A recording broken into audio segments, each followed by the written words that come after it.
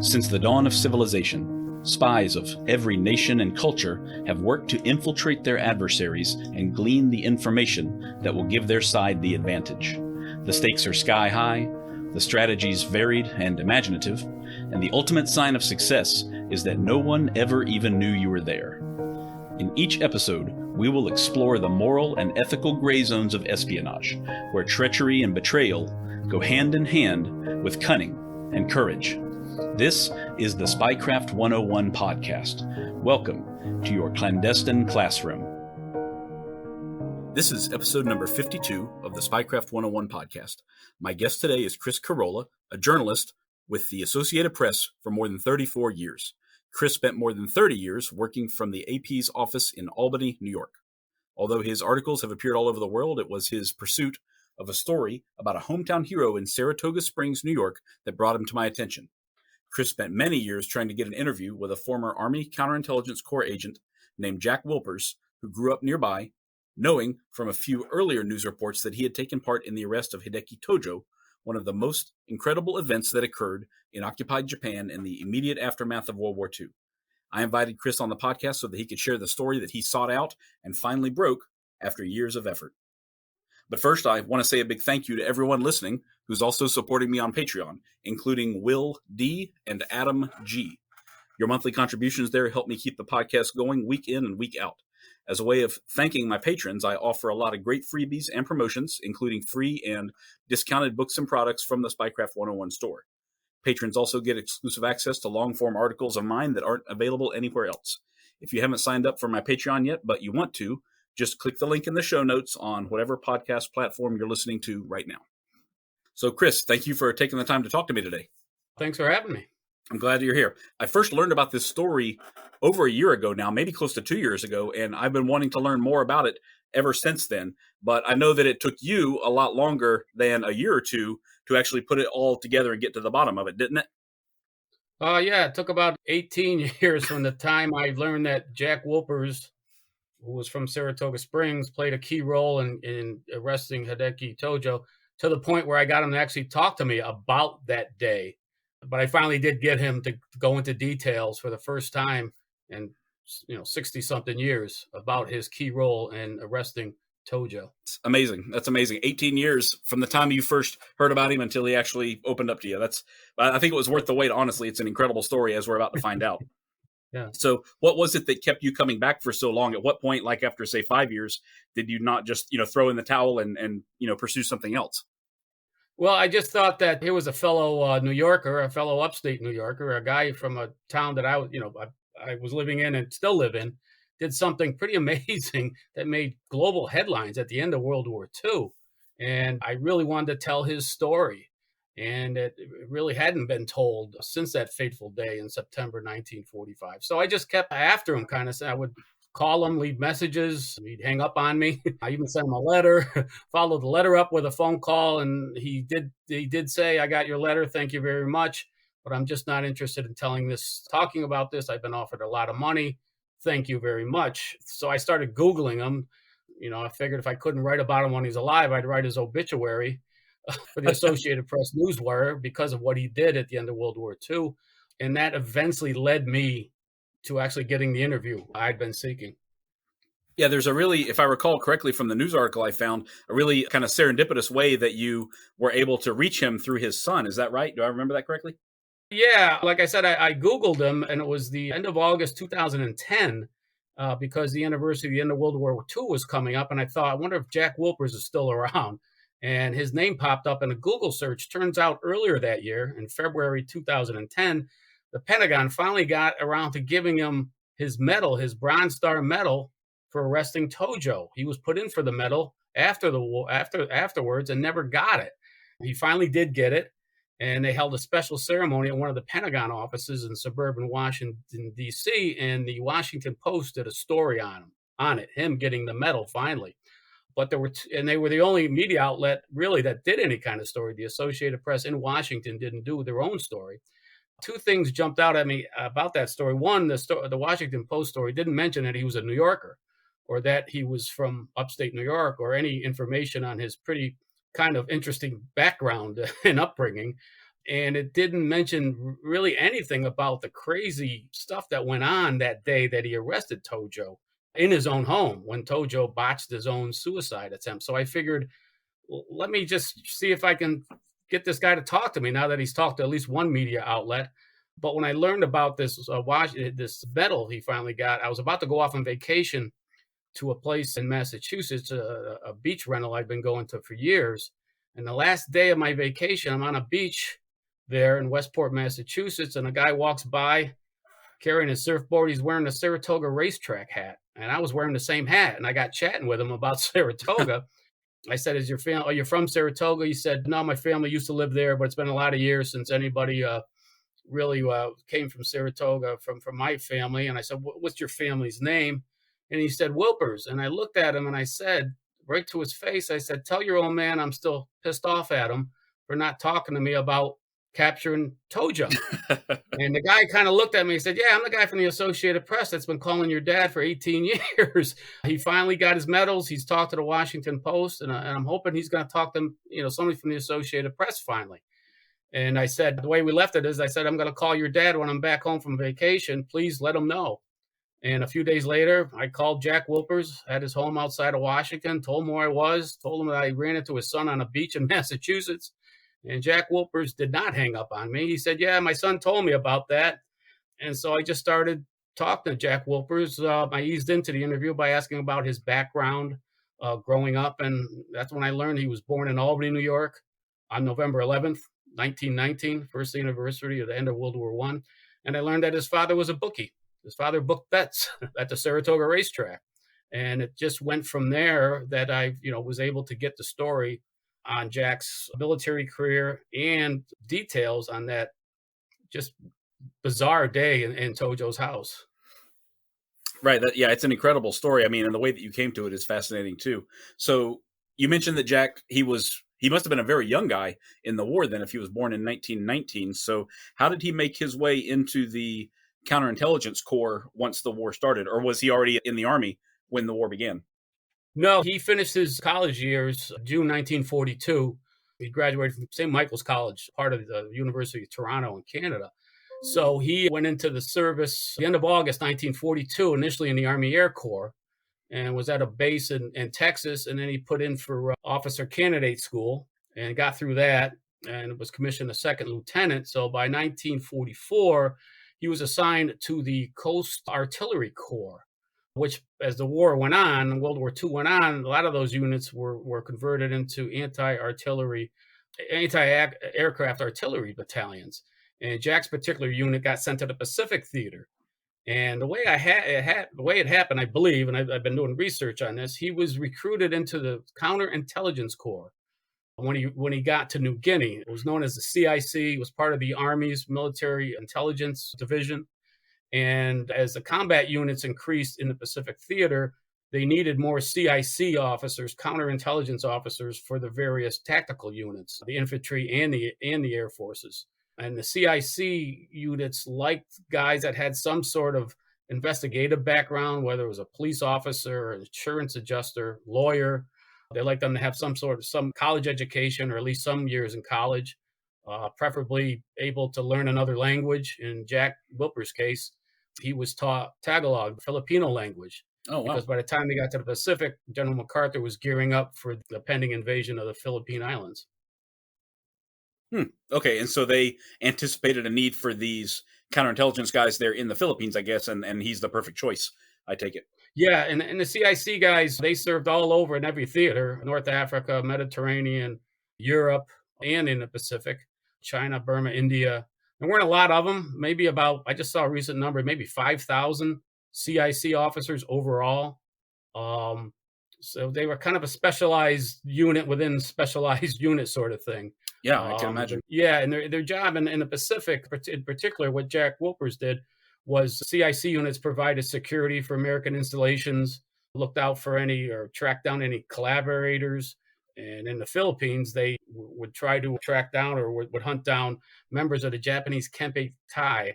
And that was the Japanese Army's secret police, kind of like their Gestapo. Mm-hmm. And that's what the CIC units in particular did by the time they got to the Philippines. Wow. Okay. Yeah. The Kempeitai have actually come up on a previous episode about Australia during the war, during World War II, and they were formidable from what I understand. Those guys were no joke at all. Did he? Do you know much about what he actually did in the Philippines? Was he able to ever capture these guys or interrogate them or anything like that? You know what I've been able to find out from the letters he wrote, with a few that survive and his family has provided with me, is that yeah, that basically that was what they were supposed to do. But there's a big gap in his military career when he was in the Philippines. He was there 8 9 months during that whole campaign, and he even wrote that at one point he didn't write a lot of letters home because he was just so busy. He was all over those islands, those Philippine islands, chasing down these collaborators and various Japanese agents. He did tell his children stories over the years about some of that work. When they had to hand over collaborators to the local authorities, the Filipinos, sometimes justice was administered right on the spot, Hmm. meaning these guys were executed because the Japanese had treated the Filipinos so horribly during the occupation. And that bothered Jack Wilpers a lot because, he had aspirations of being a lawyer after the war, and growing up the way he did in America, rule of law and such. I guess he let his children know that seeing some of that stuff was kind of tough. Yeah, I can imagine. I mean, war is brutal no matter what, but people were these the Filipinos themselves getting revenge, or was it the Army CIC carrying this stuff out once they caught? Oh no, it was the Filipinos themselves. The CIC guys were basically told, hand these folks over to the local authorities and let them do whatever they're going to do. And that went on throughout the Philippines campaign, starting in October 1944, pretty much right to the end of the war in September 1945. Dang. Okay, so he spent close to a year there in the Philippines, and after I guess he comes out mostly unscathed, at least physically. Is his entire unit? Do they go to Japan after the surrender? I mean, how does that work exactly? Yeah. Once the emperor announced that Japan was going to stop fighting, he didn't never use the word surrender. That announcement was made on August 15th, 1945. So all the preparations for the invasion now turned into preparations for occupation. And some of the first units scheduled to go in were these CIC units, and Jack Wilpers' unit was picked to be one of the first ones to go in. The occupation, the first American forces to land in Japan, landed on August 28, 1945, at an airfield outside of Tokyo. The next day, the 11th Airborne started landing in transport planes at that airport. Jack Wilpers was on one of those planes. He went in with the 11th Airborne Division on August 29th. The next day, General MacArthur lands at the same airport. Jack Wilpers beat MacArthur to Japan by a full day. Wow. Well, that must have been something surreal to just land in an airplane uncontested, on the enemy territory that you've been gearing up to fight or have been fighting for 4 or 5 years at this point. Right. And they really didn't know how the Japanese were going to react. They went in armed. I've heard people say stories, the Americans went in unarmed. They were told not to. No, these guys went in armed. The story about people going in unarmed comes from MacArthur's plane load of staff, where he told them, everybody leave your sidearms on the plane. They'll respect us more for that. But the ground units that went in, Army Marines, they were armed because they didn't know. They just got done fighting a war 3.5, 4 years against an opponent who was known to pull a lot of tricks. Oh, right. Absolutely. Yeah. Jack Wilpers went in there not knowing. And he was one, like I said, his CIC unit was one of the first to step foot on Japan after the surrender. So was there any active resistance on the main islands there of Japan, or did they truly, lay down their arms after the emperor told them to? There was very few incidents of resistance. In fact, people were surprised by that, but people have asked me about why did they Japanese just sort of just roll over. Well, the emperor had said we're done fighting, and to the Japanese people, the Emperor Hirohito was like a god. You did what he said, and he said stop fighting, so they did.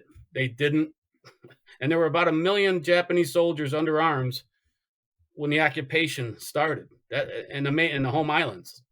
Not to mention another 1 million probably in China, and who knows how many more scattered across the Pacific. Still had their weapons. And the Japanese eventually said in the home islands, let us disarm our own guys. It'll go easier. And that's basically what happened. They laid down their guns. Okay, so the U.S. forces were not really like capturing anyone or occupying strategic locations or anything like that. Is that right? No, they weren't. They occupied sites, cities, ports, and such. But the handovers were done peacefully. The Japanese officers, especially the naval officers, even handed over a map showing where the harbors had been mined, so that the American ships wouldn't run into them Wow. and get blown up.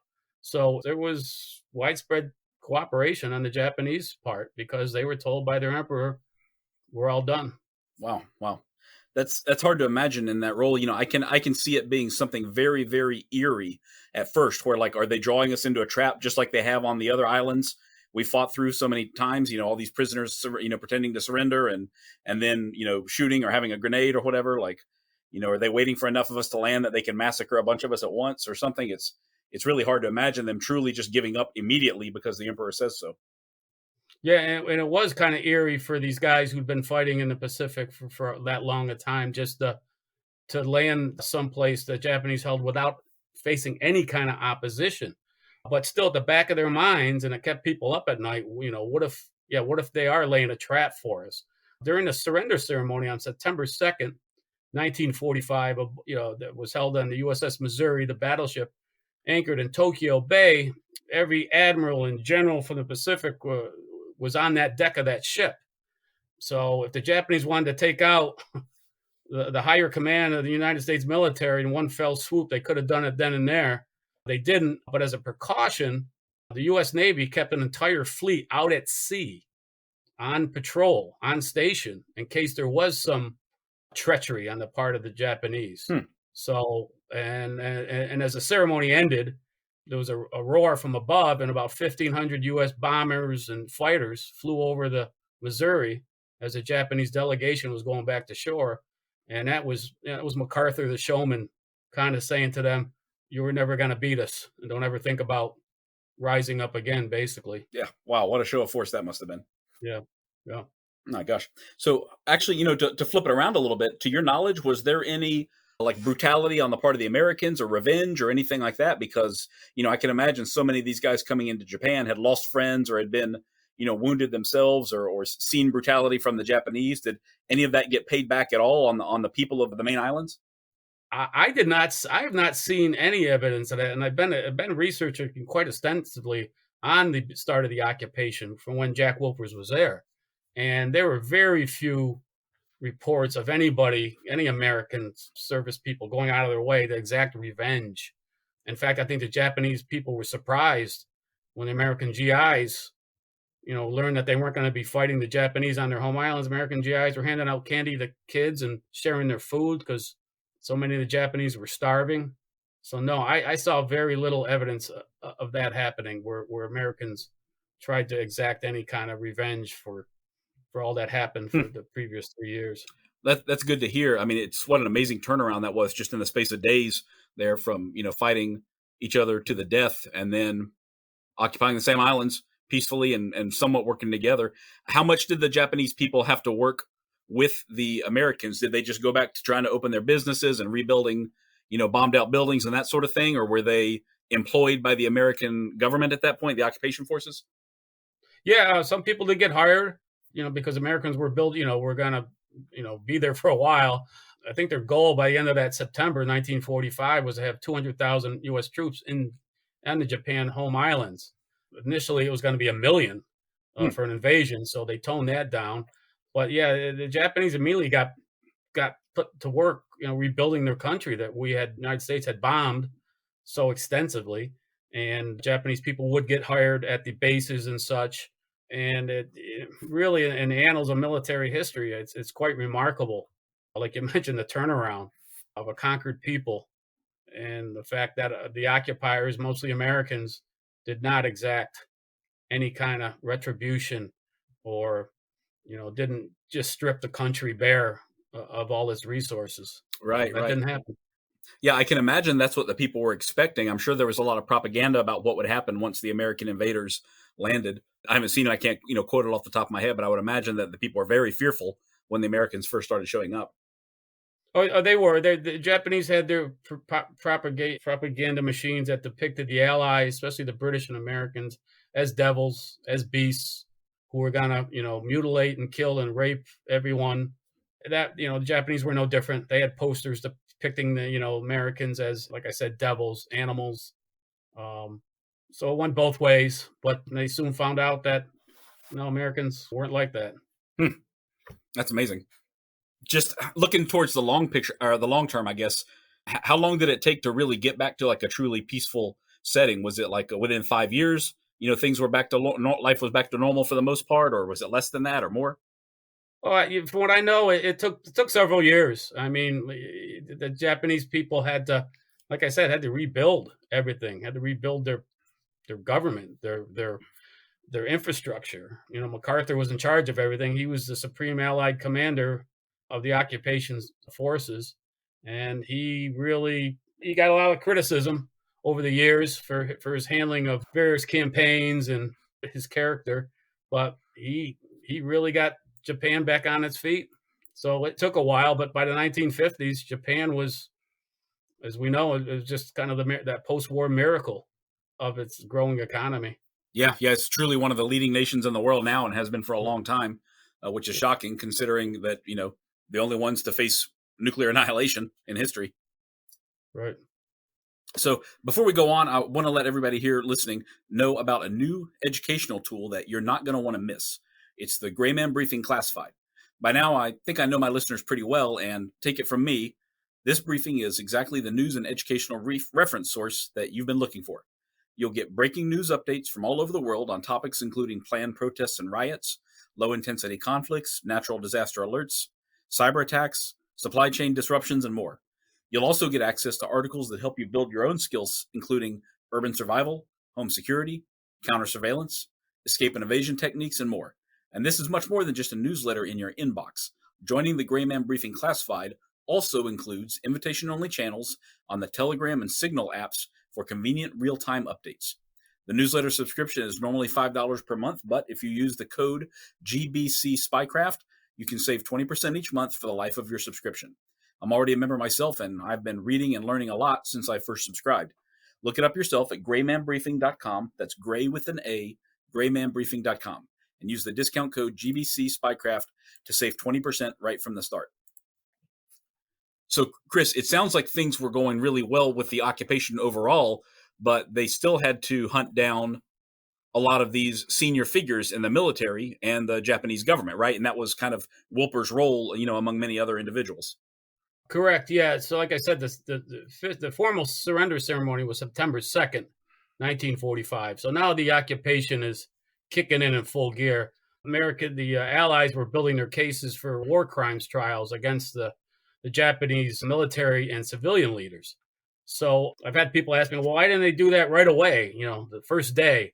Well, they were still getting the logistics down. They were still looking for places to set up headquarters and bombed out Tokyo and Yokohama. So it took a few days to get settled. What wound up happening is on September 11th, the morning of September 11th, MacArthur's headquarters put out a press release saying MacArthur had ordered the arrest of 40 Japanese military and civilian leaders. There might have been one or two. I think there was an Australian in there, a collaborator who was in MacArthur's list. These people were all going to be arrested, accused of war crimes. And the top of the list was Hideki Tojo, who was prime minister of Japan when Pearl Harbor was bombed. He became prime minister in October 1941. The plans to bomb Pearl Harbor were already underway. He got blamed for it, but he didn't plan it. That was Admiral Yamamoto. But it was Tojo who signed off on it, said, yes, go ahead with this plan. And so Tojo was prime minister. He was also an army general. He was a career army general. And he was prime minister until mid-July 1944, when he resigned along with his entire cabinet, because by July 1944, the Americans had taken the island of Saipan, which was Japanese held, had a large Japanese population. So this was a major embarrassment for Tojo, losing Saipan. In July 1944, he resigns and basically goes off into retirement and is living in a new house he had built on the outskirts of Tokyo when the war ended. Wow. So he's just basically a private citizen at that point, from prime minister down to a individual in a house in Tokyo, essentially? Yeah, and he actually referred to himself as a farmer because the house at that time was in what was sort of a suburban rural area of Tokyo. And he had some land where he wasn't actually doing any farming, but somebody was growing stuff for him. And in fact, on September 10th, 1945, two correspondents from the Associated Press, Merlin Spencer and Russell Brines, found out where Tojo lived and got a Japanese interpreter to go with him. And they got an exclusive interview with Tojo, who was just sitting in his backyard watching his gardener work. So these AP correspondents got this scoop, sent their story in. And I know we could, these modern times, we think of that day as being just news got out slowly. Well, getting stuff on the Associated Press wire really didn't take all that much longer than it does now. The story got out there, and Tojo speaks sort of thing, and that story starts showing up in newspapers in the United States back at a time when there were a lot of afternoon newspapers. So, Wow. and also this story would have been read on radio broadcasts. So people in America are learning, hey, that Tojo's still walking around free, which may or may not have. Oh, and then some other correspondents found his house too and filed stories. But the AP were the first ones out with the Tojo interview.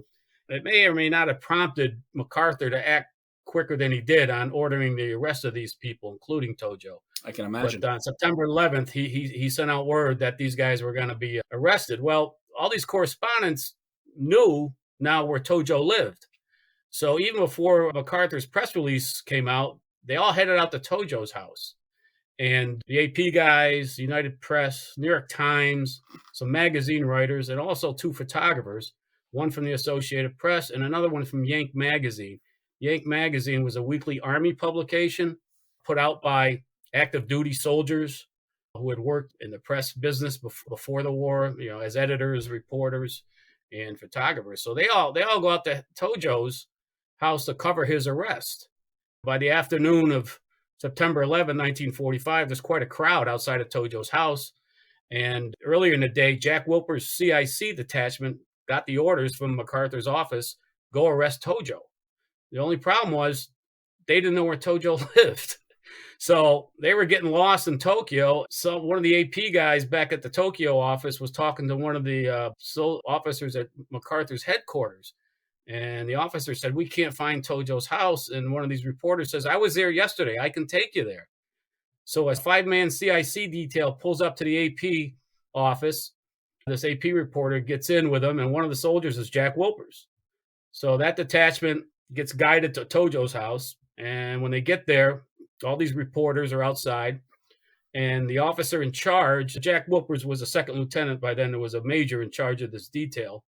The major bangs on the door, announces why he's there, to take Tojo into custody for questioning at headquarters. Tojo won't come out. He goes to a side window, says something out the window, and these two photographers start snapping pictures. He slams the window shut. He's still not coming out. Now this major's getting ticked off and basically says through the door to a Japanese interpreter, you tell that such and such to pack a bag. We're taking them to headquarters. And still nothing. And then they hear a gunshot from inside the house. So this major and Jack Wilpers go up and bust in the front door. Now they're in a kind of a vestibule area, and there's another locked door. Jack Wilpers kicks that one open, and they go into this room, and there's Tojo sitting in a chair. Tojo had just shot himself in the chest and was bleeding from his chest. And as Jack Wilpers and this major go into the room, all those reporters pile in behind him, along with some Japanese policemen who were there supposedly to keep Tojo from being assassinated by fellow Japanese.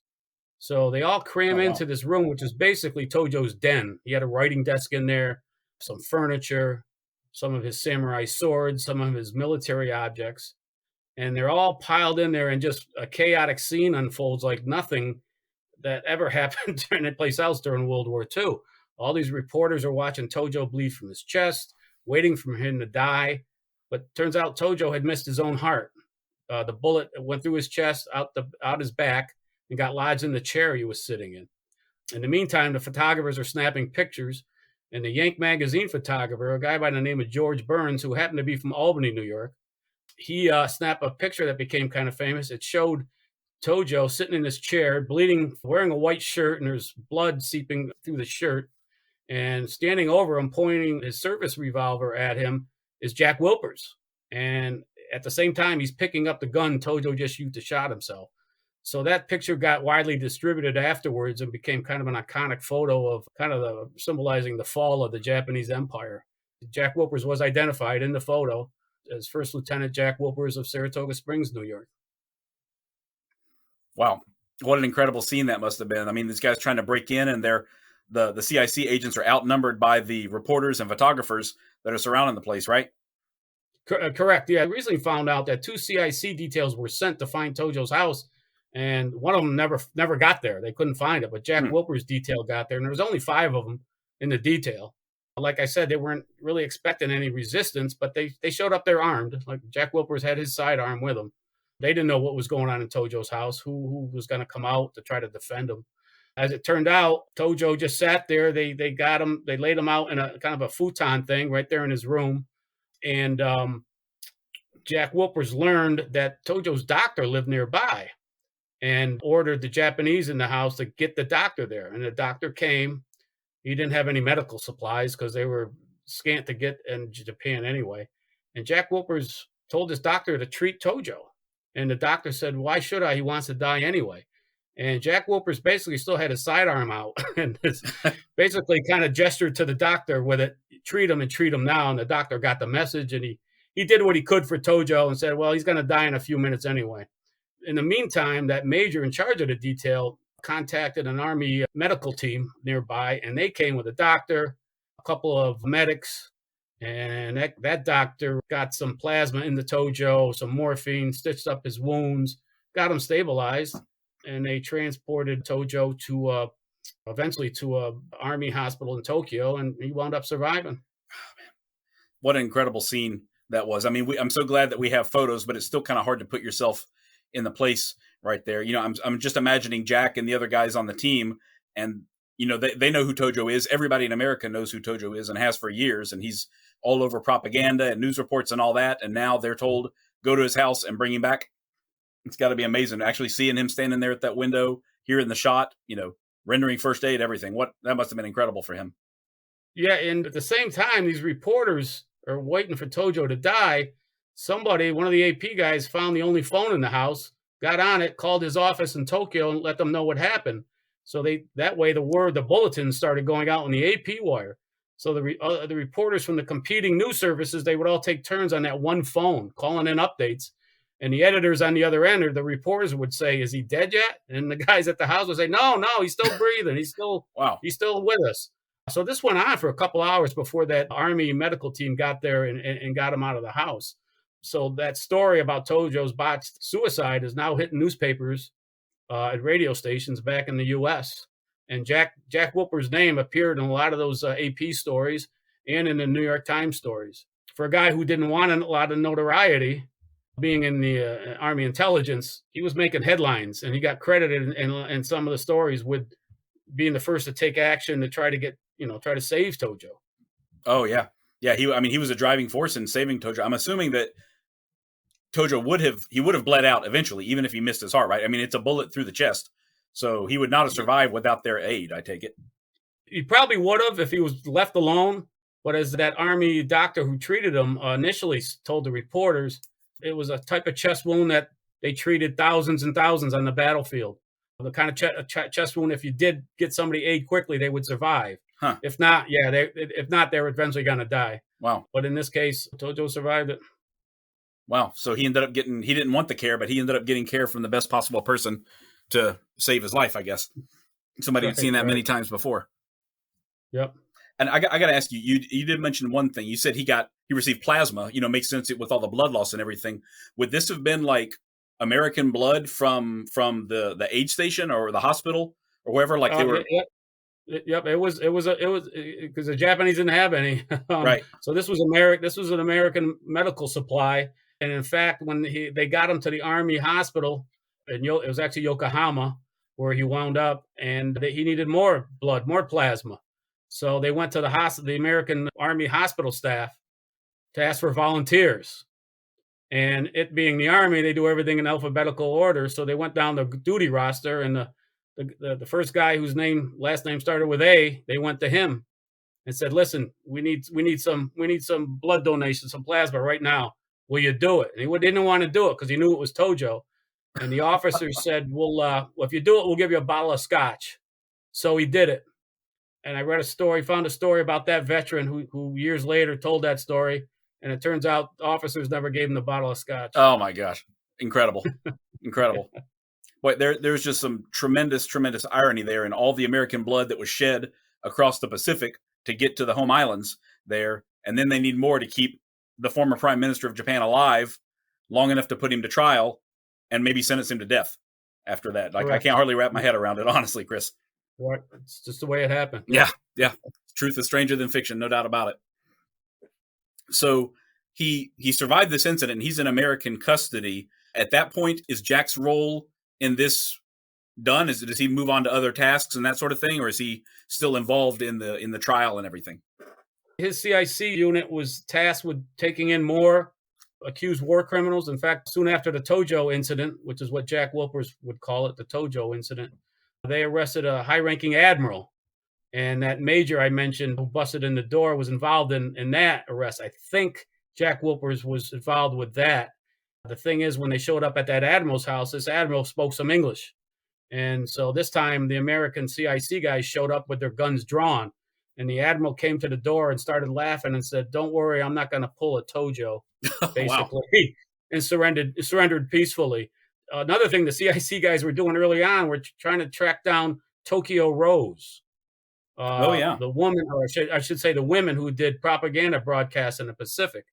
And the CIC, and I'm still researching it, I think it might have been Jack Wilpers' CIC unit might have arrested the main woman known as Tokyo Rose with the help of the reporters from Yank magazine. So again, they were kind of following the press guys to find the people they wanted. Wow. Yeah, that Jack there was something. Sorry, go ahead, Chris. Go ahead. Yeah, Jack was, by the time Tojo went on trial, that didn't start till 1947. Jack Wilpers was sent home. By the summer of 1946, he was sent back to the U.S. And he did not have to go back to Japan and testify during Tojo's trial. Those Japanese war criminal trials lasted a couple years. But by then, Jack Wilpers was back stateside. And in 1947, he joined the CIA, the brand new CIA. That's right. So do you know much about his career once he joined the CIA? I know a little bit from what his children have told me. But as you know, the CIA was founded in 1947. And what from his son, John, has told me, he believes his father was one of the first 150 employees of the CIA. Wow. When it was started. Jack had gone after the war. He stayed in the Army, worked for the War Department before it became the Department of Defense. As you know, the CIA, basically all the old OSS guys, anyone with any kind of intelligence background from the Army, Navy, Marines, Air Force, got recruited for the CIA. So Jack Wilpers started his CIA career in 1947, wound up working 28 years with the agency based out of Langley. Did various jobs, he, according to his family, turned down overseas postings because by the 1950s, he had started a family, wound up having 5 kids, and he settled in Garrett Park, Maryland, right outside of Washington. So do you think that his career with the CIA, was it hindered in any way because his face had been all over the newspapers, a couple of years before? Did that have any effect on it at all? Don't know, but I don't think it would, because he had been in just, in that famous photo, and local papers published his official Army portrait. But I don't know that he'd be that notorious, that well known, that it would hinder anything in his professional career. And like I said, he worked 28 years for the agency. Yeah, I guess if he didn't want to go overseas once he started his family, he's probably not involved in any like clandestine stuff that he's, going to get picked up at a foreign airport or anything at that point. So it probably doesn't matter if his face is out there in a newspaper report somewhere. Right. So back to Tojo for a moment. I mean, how was he treated? I mean, he was kind of like was he a prisoner of war, or was he a criminal detainee? Really? I mean, how did that affect it?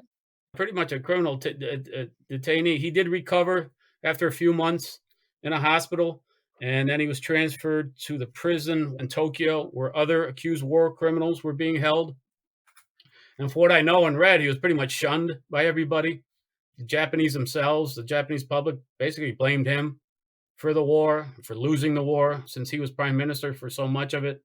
Um, yeah, he was kept in this prison, and in 1946, I believe it was May of 46, the Tokyo War Tribunal started, and that trial lasted about 2 years. And in the spring of 1948, they came back with guilty verdicts of committing war crimes against Tojo and 6 other Japanese military and civilian officials, and they were sentenced to death. And those executions were carried out just before Christmas 1948. Tojo was hung a week shy of his 64th birthday. Oh, wow. So they were all hung together, the 6 of them there? Actually, a total of 7. 7. Separately. Their bodies were cremated, and the ashes reportedly, according to the Army, were taken up on a plane, and the ashes were dumped out over the ocean because they didn't want these ashes to be collected anywhere and put in a shrine to these guys. Though there are stories out there that say the guy who ran the crematorium, the Japanese guy, collected some of these ashes and they were secreted to a place in Japan. But there's various accounts of whether or not that's true. According to what Jack Wilpers told me, he said, yeah, that these ashes were taken out and scattered over the ocean. Yeah, that's interesting. I can see why somebody would want to keep it, I guess, but it sounds more like a fantastic story than anything else to me. I doubt that the Army would allow that kind of, or that had that lack of oversight over his ashes if they've already made that decision. Well, they went to great lengths, the Army, after the execution to ensure that didn't happen. So yeah, I can imagine. Yeah. Yeah. So what were the specific war crimes that he was convicted of? I mean, obviously he signed off on Pearl Harbor, like you said, and there was a lot of cruelty in the war, but I mean, what was he as the prime minister responsible for?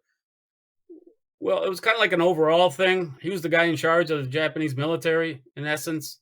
You know, when he was prime minister, he was also, I believe he was minister of finance, minister of education. He wore a lot of different hats. And so he controlled so much of the Japanese society. And like I said, he was a general who came up through the officer ranks.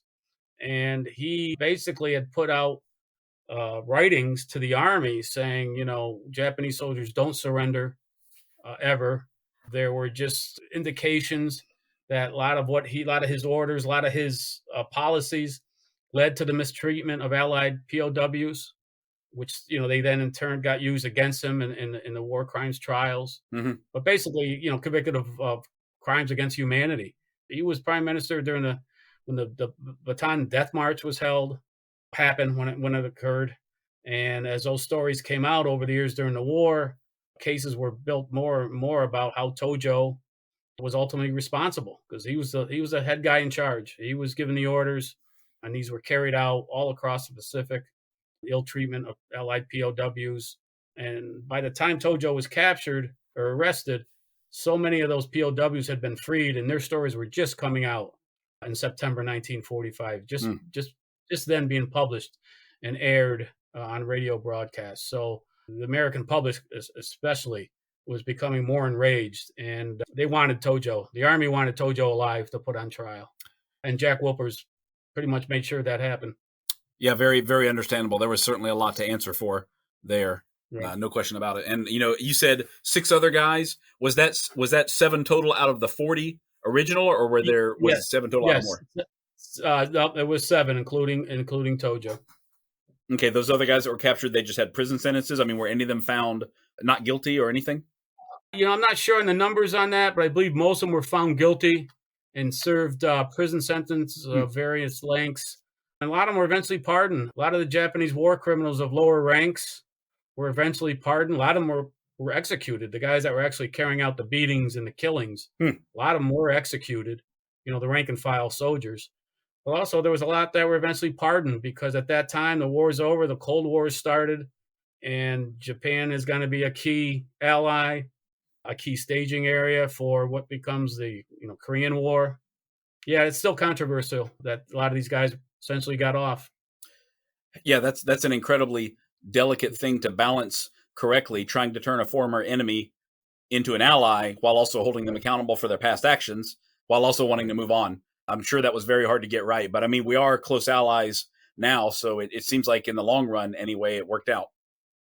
Correct. Yeah. So I do have to ask you one other question, Chris. I've heard a very funny story. I'm not sure if it was from your article or another one about the story about Tojo's dentures. Do you recall that one? Is that something that you wrote up?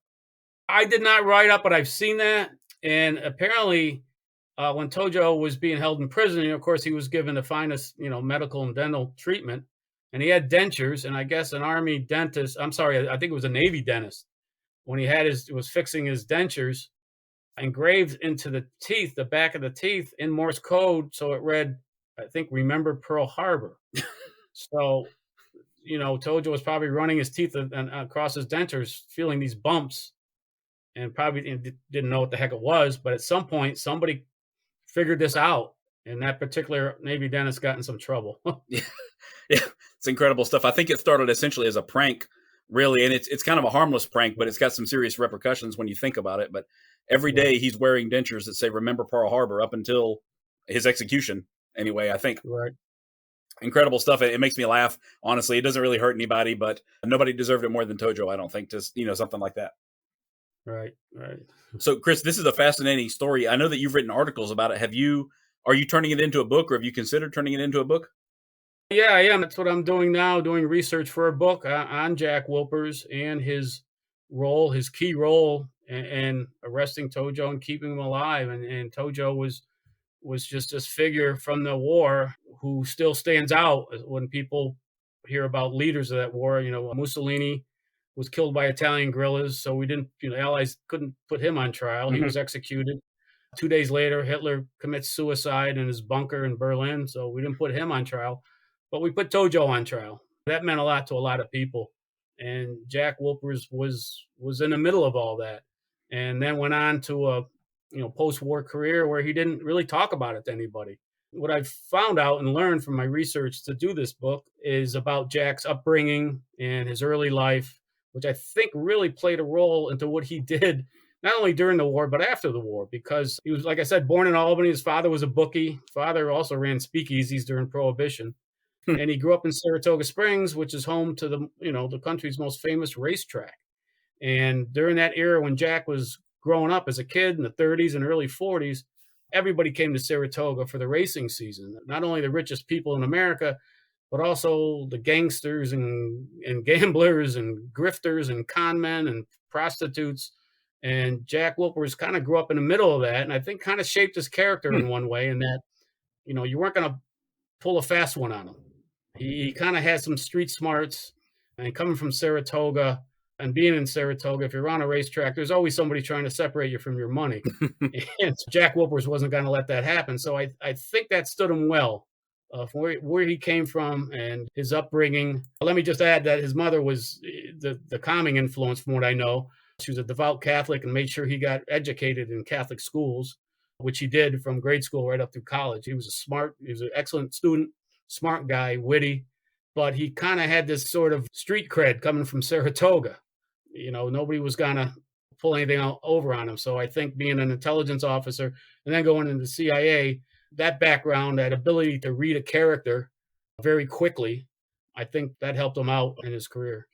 Yeah, it sounds like it. I mean, it just sounds like he was the right man in the right place at the right time to handle that situation perfectly. Exactly. That's fascinating. So when do you have a timeline for your book yet? I mean, will it be out maybe next year, or are you still writing? Yeah, I'm hoping. Still researching and writing. Like I said, the one gap I've got to fill, probably with a visit to the National Archives to look up records of his particular unit when it was in the Philippines. Right. Like I said, as you probably know, there's not a lot out there on the CIC on their various movements and such, but stuff is out there. I know the unit he was in, a 308th CIC detachment. So yeah, it'll probably be a couple of years before anything hits print. Okay, well, I'm looking forward to it. It's definitely going to find a place on my bookshelf once it's out. Great. Well, thanks a lot, Chris. This has been really informative. I love this story, and I was glad that everybody gets to hear it from you, since you probably know it better than anybody else in the world at this point. Right. Yep. Thank you. All right. Well, thank you so much, Chris. Take care. Take care.